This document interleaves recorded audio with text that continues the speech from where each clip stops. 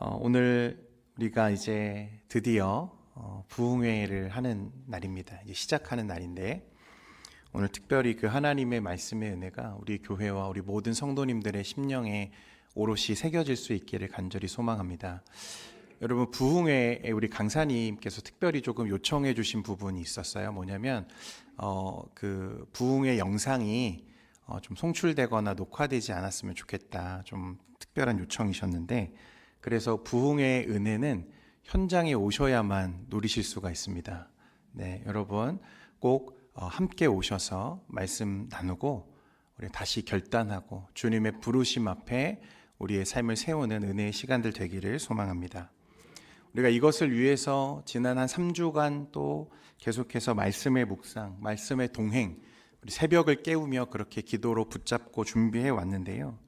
우리가 그 좀 발자취를 조금 다시 되짚어 보면, 우리가 첫 주에 이제 교회가 무엇인지를 묵상했습니다.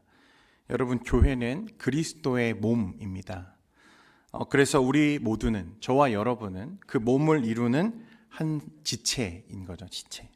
그래서 그리스도의 통치와 다스림 안에서 우리는 함께 지어져 가는 교회가 되기를 소망합니다. 그리고 두 번째 주제는 뭐였냐면, 모이기를 힘쓰는 교회다. 우리 동년교회가 2026년에 함께 바라봐야 할 목표이기도 한데, 그리스도가 중심이 되는 진실한 성도의 모임을 우리가 이루어 가기를 원합니다.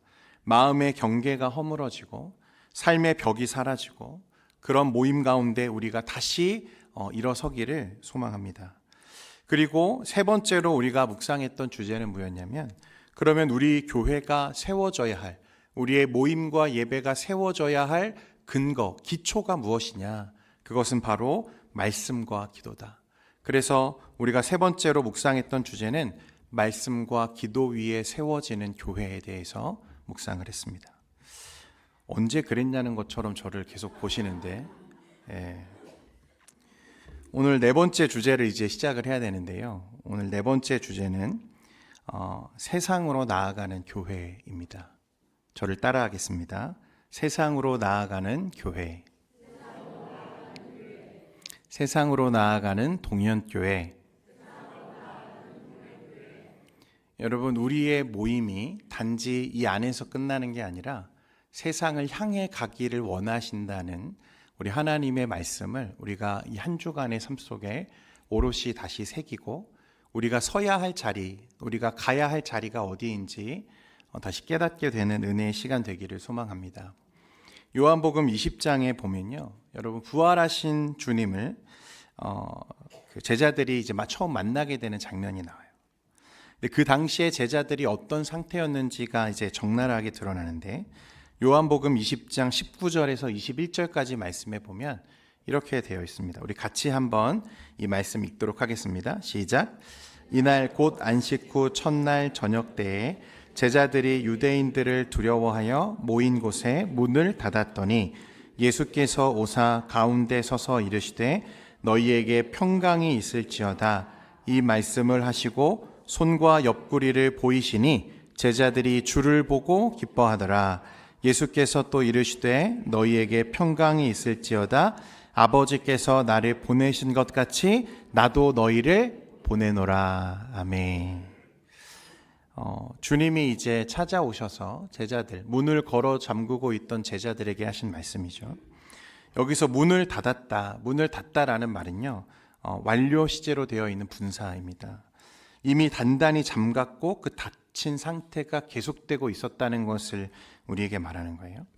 예수님이 십자가에서 죽으신 직후에 여전히 그 세간은 예수님의 이야기, 예수님의 십자가 이야기로 흉흉한 분위기였습니다. 사람들은 그 당시에 그 자리에 함께 있던 베드로를 보면서 어떻게 했죠? 저도 예수와 같은 편 아니야? 저 예수의 사람 아니야? 라고 하면서 그를 날카롭게 몰아세우고 그를 위협하기 시작하죠. 그래서 베드로가 예수님을 몇 번이나 부인했습니까? 3번이나 부인하고 예수님을 욕하고 저주하고 나서야 가까스로 그 사람들의 요구에서 벗어날 수 있었다는 거예요. 그래서 제자들은 혹시라도 사람들이 자신을 알아보지 않을까? 나도 예수님과 같은 무리라고 나도 잡아서 저렇게 처형하지 않을까? 두려워서 한 곳에 지금 숨어서 두려움 속에 숨을 죽이고 문을 단단하게 걸어 잠그고 있었다는 거예요. 여러분, 우리도 종종 그렇잖아요. 삶이 불안해지면 우리는 어떻게 합니까? 문을 걸어 잠그죠. 먼저 마음의 문을 닫고, 대화의 문을 닫고, 관계의 문을 닫고, 혹시라도 누가 나를 비난할 때, 내가 누군가에게 이해받지 못한다고 여길 때, 혹시 내가 손해보지 않을까라고 염려할 때 우리는 늘 먼저 어떻게 합니까? 닫아 걸어 잠그는 선택을 하는 거죠. 제자들도 지금 그렇게 하고 있는 거예요. 두려움이 지금 그들이 모여있는 이유였습니다. 당연하고 사실 자연스러운 반응이었던 것 같아요. 그런데 바로 그 닫힌 문 사이로 예수님이 들어오시죠. 여기 말씀에 보면 어떻게 그 걸어 잠겨져 있던 문을 예수님이 통과해 들어오셨는지를 우리가 알 수 없지만 요한은 뭐라고 말하냐면 예수께서 오사 가운데 서서라고 말씀하십니다. 가운데 서서. 이 말은 예수님께서 그 모임의 중심이 되셨다는 것을 말하는 거예요. 그리고 예수님이 처음으로 하신 말씀이 뭐냐면 너희에게 평강이 있을지어다 라고 선언하십니다. 예수님이 말씀하시는 평강은 너희들의 마음이 조금 편안했으면 좋겠어 라는 말씀이 아니에요. 죄와 죽음을 이기신 그 부활의 승리가 우리에게 하나님의 샬롬으로 흘러 들어오는 선언이 바로 이 평강이었습니다. 너희에게 평강이 있을지어다. 사랑하는 성도 여러분, 여러분에게 평강이 있기를 소망합니다. 주님이 주시는 평강은 여러분 상황에서 비롯되는 평강이 아닙니다.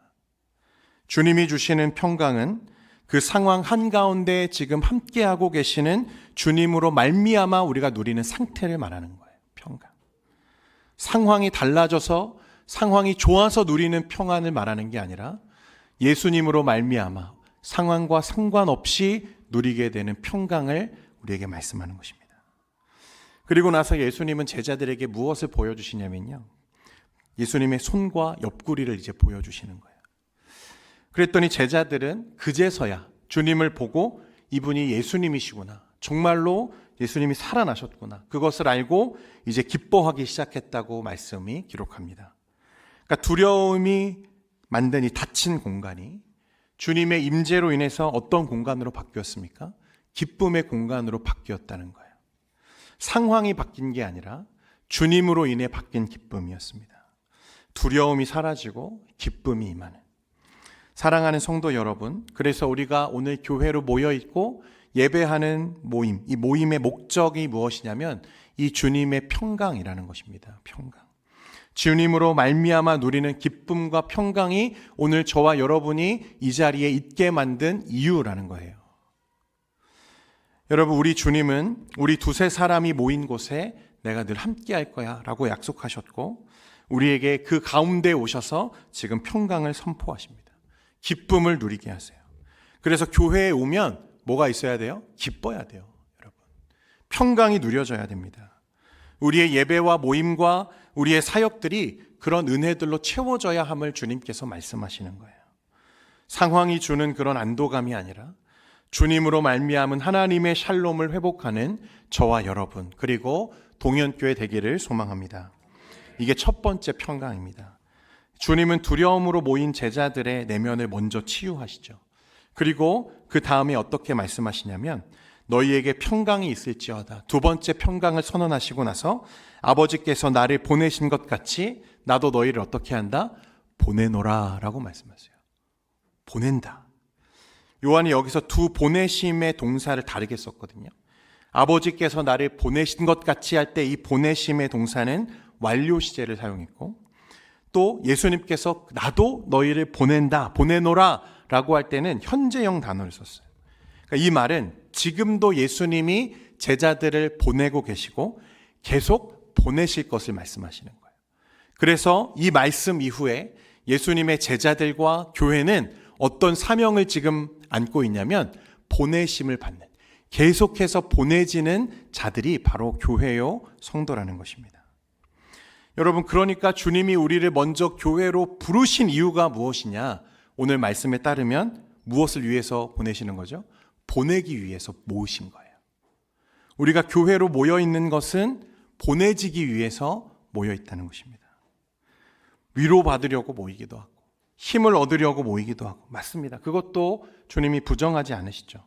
그래서 주님은 그 자리에 모여있는 제자들에게 먼저 무엇을 선포하셨죠? 평강을 선포하셨죠. 필요하다는 거예요. 먼저 우리 가운데 서셔서 우리의 상처를 치유하시고 우리의 마음의 두려움을 몰아내신 후에 어떻게 하십니까? 가라고 말씀하시는 거예요. 보내신다는 거죠. 그래서 우리의 모임의 목적은 단순히 모이는 게 아니라 흩어지기 위한 모임이다. 여러분, 그것이 교회가 주님으로부터 부여받은 정체성인 거예요. 우리가 모이는 이유는 우리끼리 모여서 잘 먹고 잘 살기 위함이 아니라 흩어지기 위함이라는 것입니다. 어디로 흩어지죠? 우리의 가정과 우리의 일터와 세상을 향해서 흩어지는 교회가 되어야 된다는 거예요. 사랑하는 성도 여러분, 오늘 이 말씀을 따라서 하나님을 향해서 또 그리고 하나님이 보내시는 그 세상을 향해서 흩어지는 교회 되기를 소망합니다. 여러분, 이 예배, 이 교회당은 그러니까 끝이 아니라 출발점이에요. 여기가 시작인 거예요. 이것이 부활하신 주님을 만난 제자들과 그 모임의 결론이어야 된다는 거죠. 우리는 그래서 세상을 향해서 흩어지는 교회가 되기를 꿈꿉니다. 우리 동현교회는 세상을 향해 가야 돼요. 우리를 교회로 부르신 우리 주님의 그 계획하심을 따라 세상을 향해서 나아가는 교회와 또 제자 되기를 소망합니다. 오늘 저와 여러분이 읽었던 본문 말씀에도 보면 이제 세상을 향해 가야 하는 또 교회와 제자를 향한 주님의 이제 명령이 나와요. 우리 본문 한 번 더 같이 읽도록 하겠습니다. 마태복음 28장 18절에서부터 20절까지 말씀인데요. 네, 같이 한번 읽겠습니다. 시작. 예수께서 나와 말씀하여 이르시되 그러므로 너희는 가서 모든 민족을 제자로 삼아 아들과 성령의 이름으로 세례를 베풀고 내가 너희에게 분부한 모든 것을 가르쳐 지키게 하라. 볼지어다 내가 세상 끝날까지 너희와 항상 함께 있으리라 하시니라. 아멘. 이 말씀은 예수님께서 이제 승천하시기 직전에 제자들에게 남기신 명령이죠. 우리가 이걸 흔히 지상 명령이라고 하고 영어로는 The Great Commission이라고 하는데 예수님이 뭐라고 말씀하시냐면 하늘과 땅의 모든 권세를 누구에게 주셨다고요? 예수님께 주셨다. 나에게 있다. 이렇게 말씀하시죠. 여기서 말하는 이 권세는 엑수시아라는 단어인데 통치권을 말하는 것입니다. authority, 다스림. 그러니까 예수님은 지금 뭐라고 말씀하시냐면 이 세상을 다스릴 합법적 권리와 주권이 누구에게 있다? 예수님께 있다. 이렇게 말씀하세요. 왜 이 말씀을 먼저 하시죠? 여러분, 앞에서도 말씀드렸지만 그 당시 이 세상은 명백하게 교회와 그리스도를 적대하고 있죠. 그죠? 그래서 그들이 감당해야 할 세상은 어떻게 보입니까? 너무 거대해 보이고 너무 위험해 보이고 그에 비해서 교회로 모여있는 이 모임은 어떻습니까? 너무 작은 거죠. 예수님도 그 불안을 아시는 거예요. 그래서 지금 이렇게 말씀하시는 것입니다. 너희가 가야 하는 세상은 사실 이 세상도 내 권세 아래에 있어. 너희가 맞닥뜨려야 하는 사람들, 너희가 부딪혀야 하는 환경들, 역사의 방향도 다 누구의 손에 있다는 거예요? 예수님의 손에 있다는 것입니다. 여러분, 이 선언이 명령의 토대이자 순종의 근거예요. 여러분, 요즘 사람들이 한국 교회를 향해서 예전 같지 않다, 시대가 다르다 이런 말들을 많이 하죠. 어렵다는 것입니다. 여러분, 그런데 한번 생각해 보십시오. 언제는 교회가 쉬웠습니까? 교회가 쉬웠던 적이 있습니까? 교회와 복음이 세상으로부터 환영받았던 역사는 단 한 번도 없었어요. 그런데 오늘날 유독 우리 성도님들이 교회가 세상을 바라볼 때 겁을 내고 두려워해요. 왜냐하면 내 힘으로, 내 능력으로 세상과 맞서야 한다고 생각하고 있기 때문에 그렇습니다. 여러분, 아니에요. 우리는 우리의 힘과 능력으로 세상에 나아가는 것이 아니라 누구의 권세로요? 예수님의 권세로 우리가 나아가는 것입니다. 하늘과 땅의 권세를 가지신 우리 주님의 능력으로 우리가 사는 거예요. 시대가 어렵다, 세상이 험하다, 그건 이유가 안 된다는 것입니다. 이제 주님이 우리에게 그렇게 말씀하시는 거예요. 그러므로 너희는 가서 모든 민족을 무엇으로 삼아라? 제자로 삼아라. 할렐루야. 이 말씀을 분석해 보면요, 여러분 주님의 의도가 명확하게 드러나요. 여기서 주님이 가서라고 할 때 이 부수적인 분사예요. 그리고 제자로 삼으라가 이 단어의 주동사입니다. 이 말은 가라라고 하는 것은 행동의 문을 여는 말이고, 본질, 핵심은 뭐냐면 가서 무엇해라? 제자를 삼으라. 이 말씀이 예수님의 핵심이에요. 그러니까 예수님이 우리에게 가라고 말씀하셨는데 그냥 가는 게 목적이 아니라 무엇이 목적이에요? 모든 민족을 제자로 삼는 것이 목적이라는 것입니다. 교회는 세상을 향해 가야 돼요. 그런데 왜 가야 됩니까? 우리를 왜 세상을 향해 가야 되죠? 여러분, 이 명령 때문에 가는 거예요. 주님께서 우리로 하여금 모든 민족을 가서 제자로 삼아라 라고 말씀하신 이 명령 때문에 가는 것입니다. 여러분, 그런데 제자가 뭡니까? 제자. 오늘 모든 민족을 제자로 삼으라고 하셨는데, 여러분, 제자가 뭐죠? 예수님을 따라다니면 다 제자입니까? 수없이 제가 설교 중에 여러분들께 설명을 드렸는데, 제자는 예수님을 따르는 사람들을 제자라고 하는 거예요. 따라다니는 사람이 제자가 아니라 예수님을 따르는 사람들. 차이가 뭡니까? 예수님의 삶을 따라 사는 사람들을 우리가 제자라고 말하는 거예요. 그래서 예수님이 오늘 말씀에 보면 제자를 삼고 그 이후에 아버지와 아들과 성령의 이름으로 그들에게 무엇을 베풀라 하십니까? 세례를 베풀라 하시죠. 세례가 뭐야, 여러분? 세례는 내가 내 옛사람이 그리스도 안에서 죽고 또 우리가 그의 십자가 안에서 다시 그리스도로 말미암아 새 생명으로 산다는, 나는 죽고 예수로 사는 전혀 다른 정체성을 입는 것을 말하는 거예요. 이게 세례죠. 그리스도께 속한 사람을 말하는 것입니다. 우리가 가서 해야 하는 것은 그들을 제자로 삼는 것인데, 제자로 삼는다는 것은 나는 죽고 누구로 사는 거죠? 예수로 사는 자들을 만드는 거예요. 또 나아가서 뭐라고 말씀하십니까? 여기가 진짜 중요한 포인트인데, 가르쳐 지키게 하라. 내가 너희에게 분부한, 가르친 것들, 내가 너희에게 보여줬던 것들을 다 가르쳐 지키게 하라 라고 말씀하세요. 원어로 보면 디다스코 테레오라는 단어인데, 디다스코는요, 여러분, 가르치다 라는 말이에요. 근데 우리가 이 가르친다는 말을 우리 흔히 티칭이라고 하는, 우리 선생님, 가르침, 어떤 정보를 전달하는 개념으로 이해하기 쉬운데, 여러분, 여기서 말하는 가르침은 그런 의미가 아니고요. 정확한 의미는 삶의 훈련을 말하는 것입니다. 라이프 트레이닝이에요. 여러분, 우리가 건강한 몸을 위해서는 무엇을 해야 됩니까? 운동을 해야 돼요. 여러분, 건강 잡지 읽는다고 해서 우리 몸이 건강해집니까? 우리가 건강 유튜브를 본다고 해서 우리 몸이 건강해져요? 아니죠. 건강한 음식을 먹고 건강하게 운동을 해야 우리 몸이 건강해지는 거예요. 그러니까 우리가 말하는 가르침은 그저 정보를 말하는 게 아니라, 지식을 말하는 게 아니라 훈련을 말하는 것입니다. 트레이닝이에요. 그리고 여기서 지키다라고 했던 이 테레오라는 말은 보호하다, 간직하다, 살아내다라는 뜻입니다. 그러니까 예수님이 말씀하시는 가르쳐 지키게 하라는 의미는 어떤 시험 점수를 만들기 위한 강의가 아니라 삶의 습관을 빚어내는 훈련들을 말하는 거예요. 훈련들. 그래서 배운 것을 지키는 제자로 만드는 것. 그것이 지상 명령의 본질이고 목표라는 것입니다. 여러분, 그러면 어떻게 하면 우리가 주님의 말씀을, 주님이 우리에게 가르치신 것을, 배운 것을 지키는 제자가 될 수 있는가?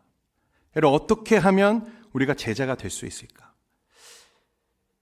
주일 설교를 잘 들으면 될까요? 잘 들으셔야 됩니다, 여러분. 주일 설교만 잘 들으면 될까요? 네, 그것도 귀하죠. 최근에 여러분들이 그 이름만 대면 다 아실 만한 아주 유명한 목사님이 사석에서 이런 말씀을 하셨대요.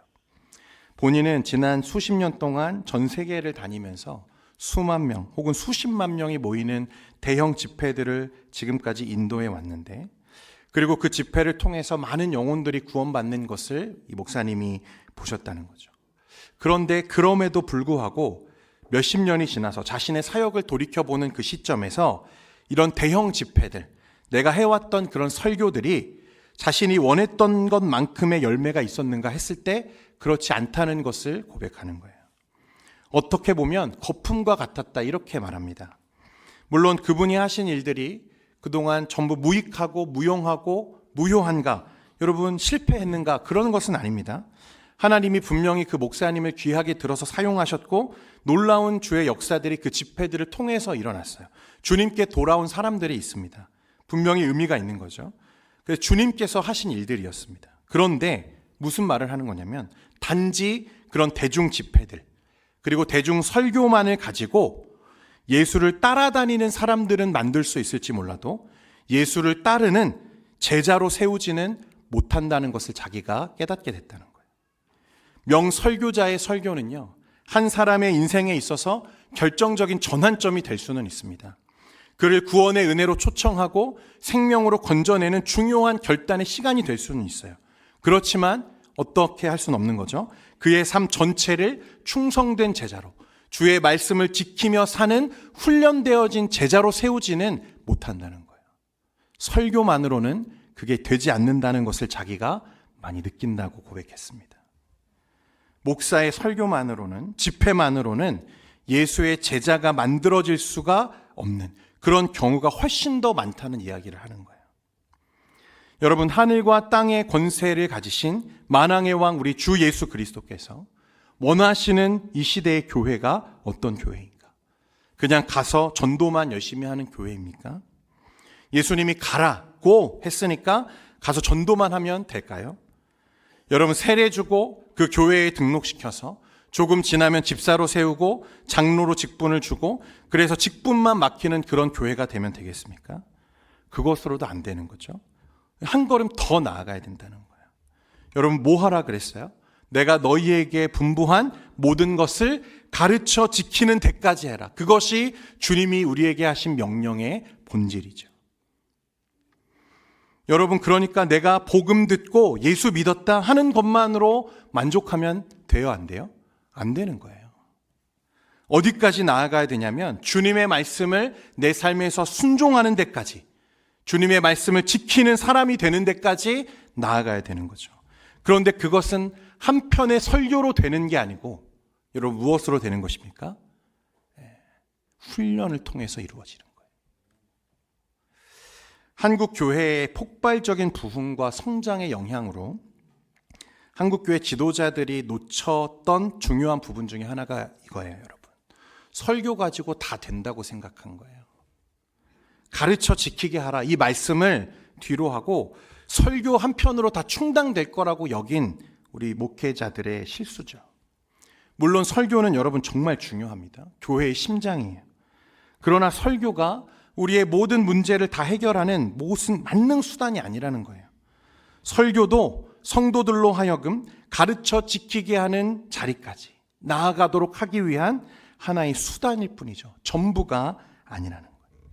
가르쳐 지키게 하라 하셨으니까 그 사람이 배워서 지키는 데까지 가도록 책임을 지고 따라가면서 팔로우업을 해줬어야 되는데 그냥 설교 한 편이면 다 되는 줄 알았다는 거예요. 이 가르쳐 지키게 하는 일에 오늘날 교회들이 시간을 투자하지 않았어요. 그래서 이 훈련의 시간들을 교회들이 무엇으로 대체하기 시작했냐면 이벤트로 대체하기 시작한 거예요. 화려한 이벤트들. 연예인을 초청하고 막 간증 집회를 열고 그런 이벤트로 주목을 끌려고 했다는 거예요. 여러분, 그것들도 때로는 필요하죠. 그러나 그게 본질은 아니라는 거예요. 그 결과가 무엇입니까? 한국 교회가 양적으로는 괄목할 만한 성장을 지금까지 이루어 왔는지는 모르지만 질적으로는 어떻습니까? 여전히 어린아이로 남아있는 그리스도인들만 가득히 모아놓은 병든 교회가 되어버렸다는 거예요. 세상 사람들하고 별 차이가 없어요. 구분이 안 돼요. 비슷합니다. 그런데 이름만 크리스찬이라고 딱지를 달고 다니는 그런 군중들, 예수님을 따라다니는 자들만 많이 양성했던 거죠. 그래서 그렇게 밀물처럼 몰려오던 사람들이 이제 어떻게 되고 있습니까? 썰물처럼 다 빠져나가는 중이에요. 거품이 꺼지는 중입니다. 이것도 거의 10년 이상 된 자료인데 저는 이제 코로나를 지나고 지금은 훨씬 더 많고 더 빨라지고 있다고 생각을 하는데 코로나 전에 나온 통계 보면요. 한 갤럽에서 조사한 바에 의하면 지난 몇 년간 그 몇 년간 조사한 시점이니까 지금으로부터 훨씬 더 전이죠. 약 370만 명 정도가 종교 간 이동을 했다는 통계가 있습니다. 종교 간 이동. 종교 간 이동은 뭐냐면 이 종교를 믿다가 저 종교로 넘어간 수평 이동을 한 사람들이죠. 기독교에서 천주교로, 또 천주교에서 불교로 이렇게 종교 간 이동을 한 거예요. 그래서 불교에서 기독교로, 기독교에서 불교로 이런 식으로 몇 년간 종교를 옮겨간 사람들이 370만 명이 되는데, 추적을 해보니까 개신교회, 그러니까 교회를 나오다가 천주교나 불교로 넘어간 사람이 그 중에서 58.4%라는 거예요. 60%예요. 10명 중 6명은 교회에서 어디로 갔어요? 다른 종교로 갔어요. 뚜렷하게 개신교의 이탈이 다른 종교에 비해서 훨씬 더 빠르다는 소리예요. 더 기가 막힌 건 한때 종교를 가지고 있다가 이제 그만둔 사람들, 무신론자가 된 거죠. 종교가 없는 사람들. 이게 한 194만 명, 한 200만 명 정도가 되는데, 그 가운데에서 예수 믿다가 그만둔 사람이 73%라는 거예요. 그러니까 교회를 다니다가 다른 종교로 전향한 사람들, 혹은 무신론자가 된 사람들을 다 합하면 그동안 1,000만 명이 넘는다는 통계예요. 여러분. 왜 그런가 하면 지금까지 한국 교회가 사람들 끌어모으는 양적인 성장에만 신경을 곤두세웠지, 사람 한 사람을 말씀을 배우고 지키는 데까지 순종하는 성숙한 제자로 세우는 일에는 우선순위를 두지 않았기 때문에 그렇습니다. 헌신하지 않은 거죠. 우리는 되게 바빴거든요. 엄청 수고를 많이 했어요, 교회들이. 그런데 그 결과가 뭐예요, 여러분? 분위기가 너무 심각한데. 그래서요, 여러분,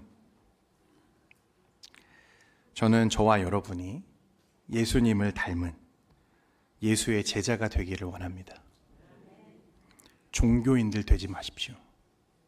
예수님을 따라다니는 자 되지 마시고 예수님을 따르는 자들 되시기를 바랍니다. 교회 뜰만 밟고 다니는 종교인이 아니라 그 삶에서 주님의 가르치심을 지키며 복음을 살아내는 제자가 되어야 된다는 거예요. 우리 동현교회가 품어야 하는 중요한 사명은, 그러니까 교회가 이제 세상으로 향해 가기 위해서 훈련되어지는 교회가 되어야 할 줄 믿습니다. 그런데 세상으로 막상 가려니까 여러분, 요즘 세상이 어때요? 너무 두려워요. 걱정이 됩니다. 목사님이 계속 교회에만 계셔서 요즘 세상이 얼마나 각박한지 잘 모르시나 본데, 얼마나 교회가 미움을 받고 있는지 아십니까? 얼마나 어려운 줄 아세요? 요즘에 예수 이름조차 꺼내기가 얼마나 험악한 분위기가 되어 있는지 목사님 아십니까? 그런 두려움들이 다 있는 거죠. 거절당할 것 같고, 실패할 것 같고, 나는 안 될 것 같고. 여러분, 그래서 한국 교회와 목회자들 사이에서 언제부턴가 나쁜 습관이 생기기 시작했어요. 뭐냐면 자꾸 세상을 탓해요. 시대를 탓합니다. 교회가 어려워진 지금 이 현실을 세상을 탓하기 시작하는 거예요. 인구가 절벽이다, 기독교에 대한 사회적인 반감들, 이런 것들 때문에 한국 교회가 계속 어려워질 거라는 전망들이 막 쏟아지죠. 그래서 그런 핑계를 대는 거예요. 사람이 없다, 전도하기가 힘들다. 그러다 보니까 습관처럼 우리 입에서 어떤 말이 나오냐면 예수님을 믿으면서도 힘들다, 어렵다, 죽겠다, 이런 말씀들이 자주 들려요. 그렇지만 여러분, 정말 잘 생각해 봐야 된다고 생각해요. 여러분, 우리 정말 어렵습니까? 여러분, 우리가 만약 어렵다면 저 북한에 있는 지하교회 성도들에게는 뭐라고 말해야 됩니까? 우리가 정말 어려운 거라면 중국에 있는 핍박받는 교회들은 우리가 뭐라고 말해야 됩니까? 뉴스와 언론에조차 공개되지 않는 그 처참한 교회의 현실들을 우리는 어떻게 이해할 수 있습니까? 나는 아니니까 괜찮다, 이겁니까? 저 중동 지역에서 사역하고 있는 선교사님들의 삶들, 집 밖을 나설 때마다 오늘 언제 주님 앞에 부르심 받을지 모르는 그런 상황에 놓여 있는 교회들, 초대교회와 우리 성도들이 보여줬던 삶들, 우리 한국교회 초창기 믿음의 선배들이 걸어왔던 그 순교의 걸음들, 우리는 뭐라고 그걸 설명할 수 있냐는 거예요. 여러분, 우리는 지금 역사 이래로요, 전 세계에서도 가장 신앙생활하기 좋은 여건 속에 살고 있습니다. 이건 부정할 수 없는 진실이에요. 여러분, 그러니까 세상 때문에 교회가 어려운 게 아닙니다. 그건 정말 잘못된 생각이에요. 우리가 세상을 두려워하고 어렵다고 느끼는 이유는 시대적인 상황이 그렇게 변해서가 아니에요. 우리 안에 와 계시는 예수 그리스도, 실제로 우리와 함께하고 계시는 그 예수님을 우리가 믿지 못하기 때문에 두려워하는 것입니다. 여러분, 오늘 본문 말씀에 예수님이 끝에 뭐라고 말씀하시죠? 볼지어다 내가 세상 끝날까지 너희와 항상 함께 있으리라 하시니라. 아멘. 여러분, 믿으십니까? 믿으십니까? 직역하면요, 보라 내가 모든 날 동안 세상 시대의 완성까지 너희와 함께 있을 거야 라고 말씀하시는 거예요. 에임이 있다. 여러분, 여기서 있다라는 단어도요, 현재형 동사예요. 내가 언젠가 너와 함께 있을 거야 라고 하는 약속이 아니라 지금 어디에요? 지금 이 자리에, 지금 우리와 함께 주님이 함께하고 계시다고 약속하시는 거예요. 지금까지 함께 하셨고 지금부터도 함께 하실 거고 앞으로도 계속 함께 하신다고 주님이 우리에게 약속하시는 거죠. 그래서 마태복음 1장 23절에 보면 예수님의 태어남 그 자리에서 보라 처녀가 잉태하여 아들을 낳을 것이요 그의 이름은 임마누엘이라 하리라 하셨으니 이를 번역한즉 같이 읽겠습니다. 시작. 하나님이 우리와 함께 계시다 함이라. 그의 이름이 뭐라고요? 임마누엘이고 그의 이름의 의미는 하나님이 우리와 어떻게 하신다? 함께 계시다. 여러분, 그와 똑같이 주님이 마지막 명령을 하시는 그 장면에도 내가 너희와 세상 끝날까지 함께 있을 거야. 이게 무슨 말입니까? 예수님의 이야기는요, 함께로 시작해서 함께로 끝나는 거예요. 예수님의 임재는 특별한 날에만 주어지는 그런 게 아니라 믿는 자의 모든 날, 모든 상황 속에서 이어지는 거죠. 그러니까 다시 말하면 하나님의 나라가 완성되어지는 그 순간까지 내가 그 일의 한가운데에 너희와 함께 일하겠다고 지금 약속하시는 거예요.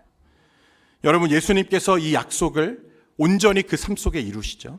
오순절 마가 다락방에 성령이 임하면서 주님이 정말 멀리 가신 줄 알았는데 그 그리스도의 영이 제자들과 함께 하시기 시작하죠. 성령의 임재로 함께 하셨어요. 성도들 안에 놀랍게 임하시는 은혜로 역사하시죠. 이게 성령의 임재 사건이었습니다. 그리고 나서 그 일이 있고 나서 제자들이 비로소 어떻게 하기 시작하죠? 세상을 향해서 한 걸음씩 한 걸음씩 나아가기 시작하는 거예요. 여러분, 주님이 함께하지 않으셨다면 무서워서 다락방에 숨어서 문을 걸어 잠그고 있던 제자들이 어떻게 세상으로 걸어 나가겠습니까? 이걸 깨달은 거죠. 주님이 함께 하시는구나. 주님이 멀리 떠나 계시는 게 아니라 성령으로 우리와 함께 하시는구나. 세상을 보면 한숨이 나옵니다. 여러분, 어떻게 할까요? 우리 다음 세대들을 바라보면 걱정이 앞섭니다. 세상은 너무 거대하고 막막하고 숨이 막혀요. 두렵습니다. 좀 얼마나 기독교가 욕을 먹습니까? 정치적인 것들 때문에 그 적대감이 이루 말할 수가 없고 인구는 계속 줄어가고 걱정과 근심이 쌓여가는 거죠. 분명 세상을 보면 그렇습니다. 그런데 여러분, 우리가 바라봐야 할 것은 그 세상이 아니라 우리와 함께 하시겠다는 임마누엘 하나님, 그 주님은 세상보다 크시고 세상을 이기신 우리 주님이심을 바라볼 수 있기를 소망합니다. 여러분, 우리는 다시 이 부르심 앞에 서야 돼요. 이번 부흥회는 그런 일정입니다. 이벤트가 아니에요. 여러분, 반짝 우리의 어떤 감정을 끌어올리기 위한 이벤트가 아닙니다. 부르심의 자리를 확인하는 자리가 되길 원해요. 우리의 시선이 주님께로, 우리의 마음이 세상으로 쏠려져 있던 우리의 마음이 다시 그 부르심 앞에 살아나는 은혜의 시간이 되기를 소망합니다.